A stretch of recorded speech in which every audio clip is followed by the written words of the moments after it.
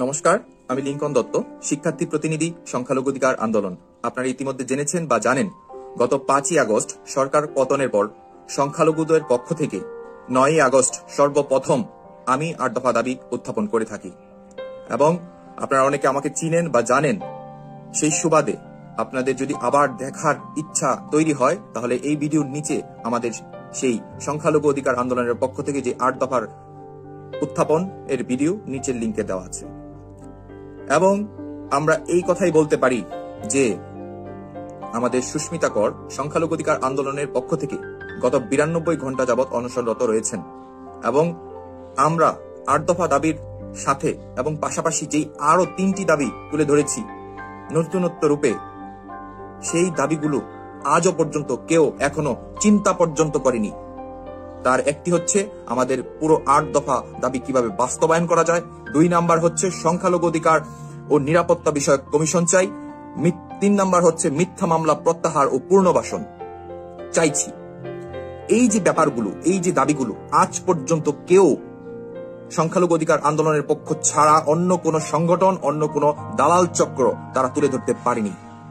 আমরাই এগুলো নিয়ে চিন্তা করছি এবং আগামীতে চিন্তা করে যাব এবং আগামী অগ্রসর কিভাবে হওয়া যায় আমাদের 8 দফা বাস্তবায়নের লক্ষ্যে আমরা কাজ করে যাব, আমরা সাধারণ মানুষের পক্ষে। আপনারা ইতিমধ্যে জানবেন যে সকল সংখ্যালঘু মিথ্যা মামলায় শিকার, তাদের মুক্তি এবং পুনর্বাসনের জন্য যখন যা করতে হয় তা আমরা সংখ্যালঘু অধিকার আন্দোলন প্রত্যেকটা কাজে এবং সাধারণ মানুষের পাশে আমরা থাকব এবং থেকেছি। 10ই ফেব্রুয়ারি ধর্ম বিষয়ক উপদেষ্টার সাথে এ বিষয়ে আমাদের কথা বলা হয় এবং ধর্ম বিষয়ক উপদেষ্টা সাথে আমাদের সংখ্যালঘু অধিকার আন্দোলনের একটি ফরওয়ার্ড দল এখানে গিয়ে কথা বলেন আমাদের 8 দফা বাস্তবায়ন কিভাবে করা যায়। এবং ধর্ম মন্ত্রণালয়ের পক্ষ থেকে ধর্ম বিষয়ক উপদেষ্টা নিজে বলেন যে তার অধীনে যে সকল কাজ বা যে সকল দাবি পূরণ করা যায় তার পক্ষ নিয়ে সে আমাদের সাথে পূর্ণাঙ্গ সহমত প্রকাশ করেছেন এবং আগামী পবিত্র রমজানের মাসের আগেই আমাদের এর একটি ভালো ফলাফল তিনি দিবেন। এবং এর সাথে তিনি এও বলেছেন যে 8 দফা দাবির মধ্যে আর যে কয়েকটি দাবি আছে, যেমন শিক্ষা, উপাসনালয়, পালি শিক্ষা, সংস্কৃতি শিক্ষা করে দিবেন। পাশাপাশি উপদেষ্টা আছেন এবং যারা যারা উপদেষ্টা আছেন তাদের সাথে এবং একটি টেবিল টকের মাধ্যমে তিনি আমাদের এই 8 দফা নিয়ে আলোচনা করবেন। তার সাথে এটাও বলতে পারি যে আমাদের শিক্ষার্থী প্রতিনিধি যে সকল ভাই ও বোনেরা আছেন তাদেরকে আমি একটি কথা আবারও বলবো যে আমাদের যে 8 দফা বাস্তবায়নের লক্ষ্যে যে আমরা কাজ করে যাচ্ছি, আপনারা সর্বদা আমাদের সংখ্যালঘু অধিকার আন্দোলনের পাশে থাকবেন।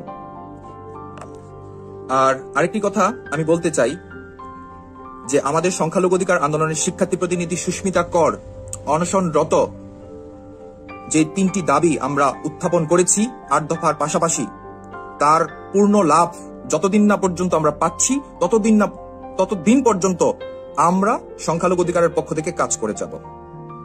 তাই পরিশেষে এটাই বলবো, আজকে আমাদের সংখ্যালঘুর অধিকারের পক্ষ থেকে শিক্ষার্থী প্রতিনিধিদের একটি আলোচনা সভার আয়োজন করেছেন। সেটা হচ্ছে প্রধান উপদেষ্টার দপ্তরে একটি মিটিং এর আয়োজন করা হয়েছে। এখান থেকে আমরা আশা করব একটা ভালো ফিডব্যাক, ভালো ফলাফল নিয়ে আসার জন্য। এর সাথে এটাও বলছি, যে সকল দালাল চক্ররা এতদিন পর্যন্ত গত 6 মাস কোনো সহনশীলতা এবং সহজলভ্যতার মাধ্যমে কোনো কথা বা কোনো দাবি পূরণের লক্ষ্যে কোনো কাজ বা কোনো কিছুই করতে পারেননি এবং সরকারের সাথে আপনাদের সংখ্যালঘু অধিকার আন্দোলনের যে 8 দফা দাবি আছে তার পক্ষে আপনারা কোনো কাজ করতে পারেননি, কিন্তু আমাদের এই সুন্দর এবং ভালো কাজের প্রতিটা ক্ষণে ক্ষণে আপনারা বাধার স্বীকার করছেন এবং বাধা দিচ্ছেন।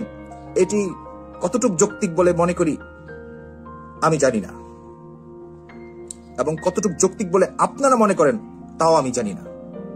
তাই আমি একটা কথা বলবো যে আপনারা যারা সাধারণ মানুষ আছেন, যারা সংখ্যালঘু অধিকার আন্দোলনের পক্ষে কাজ করার প্রবণতা রাখেন, তারা কয়েকটা দিন ধৈর্য ধরুন, আমরা সুন্দর একটি ফলাফল নিয়ে আসব। তার পার্শ্ববর্তী আরেকটা কথা আমি বলবো যে আজকে মিটিং এর পর আমি আরেকটি বিবৃতির মাধ্যমে আমি আপনাদেরকে জানিয়ে দিব ওখানে কি হয়েছে এবং কতটুকু আমরা এগিয়ে যেতে পেরেছি সবকিছু আমি আপনাদেরকে বলবো। তার সাথে আমি আরেকটি কথা বলবো যে আগামী কিছুদিনের মাঝে আমরা যদি সকল কিছু আমরা বাস্তবায়নের লক্ষ্যে কাজ সম্পূর্ণ না করতেও পারলেও যদি আমরা অতিরিক্ত কয়েকটা বাদে সবকিছু যদি আমি কাজগুলো সম্পূর্ণরূপে করতে পারি, পরবর্তীতে আমরা সংখ্যালঘু অধিকার আন্দোলনের পক্ষ থেকে 64 জেলাতে আমরা শিক্ষার্থী প্রতিনিধির কমিটি দেওয়ার চেষ্টা করব এবং দিয়ে থাকব।